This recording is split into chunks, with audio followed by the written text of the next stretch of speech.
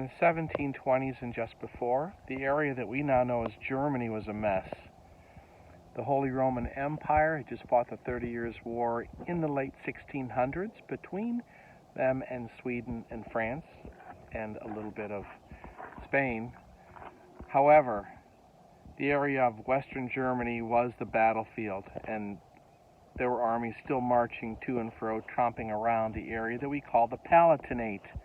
Palatinate is west of Westphalia in southwest Germany, and that's where our ancestors came from. Well, it got out to Queen Anne in England that there was plenty of farmers that were not happy living in the Palatinate. William Penn, in the late 1600s and early 1700s, wanted to recruit people to come into Pennsylvania, which was sparsely populated. So Queen Anne's idea was to take and recruit a lot of Germans from the Palatinate, bring them up into southern England, and in stages transfer them back to the United States, which was then the colonies. They did this for a couple reasons. They wanted to increase the population of the colonies and move non-English people into the border areas so that they could deal with the native Indians and bring somewhat of peace and stability to the English settlers that are living in the Philadelphia area. So, George the Explorer was one of these. George brought his son, John, and his wife, put them on a boat, traveled up through the Palatinate, through the Rhine area, up to a port in Brussels, where they then landed in England, and then in the early 1720s, they made the journey from England to the port of Philadelphia.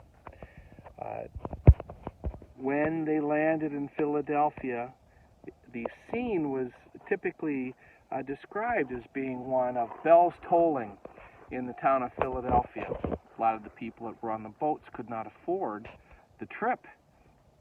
I'll talk about the trip in a different video.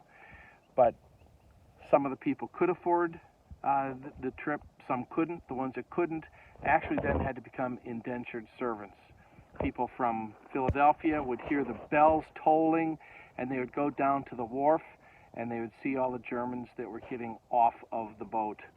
Now, at that point in time, they either had sponsors that were waiting for the people getting off the boat, that would, chain migration situation where they would meet their relatives and bring them happily home, or ones that didn't have relatives or contacts or money actually then became indentured servants, and people would essentially bring these Germans home and have them as servants until they were able to work off the amount that it took to pay for their passage to the New World. As far as I can tell, George and his wife and a little son, John, who was probably 2 at the time, were able to pay for their passage. They must have had some land in Germany or some relatives that were able to provide for them, or they were of means to make the passage, and therefore they settled in the place called Faulkner-Schwamm, which is outside of Philadelphia. However, there was a distrust of the Germans because there's so many of them, and then the English were concerned that the culture that had been established in the colonies, which was Anglo and European and specifically English-speaking, they felt somewhat threatened by the amount of Germans that were coming into the port.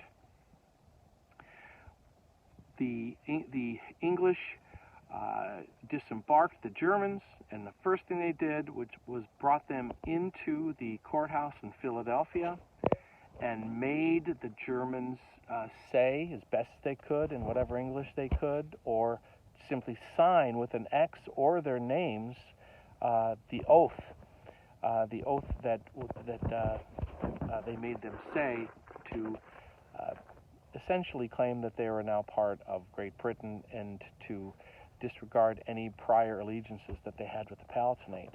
so I'm just going to read you what the oath said.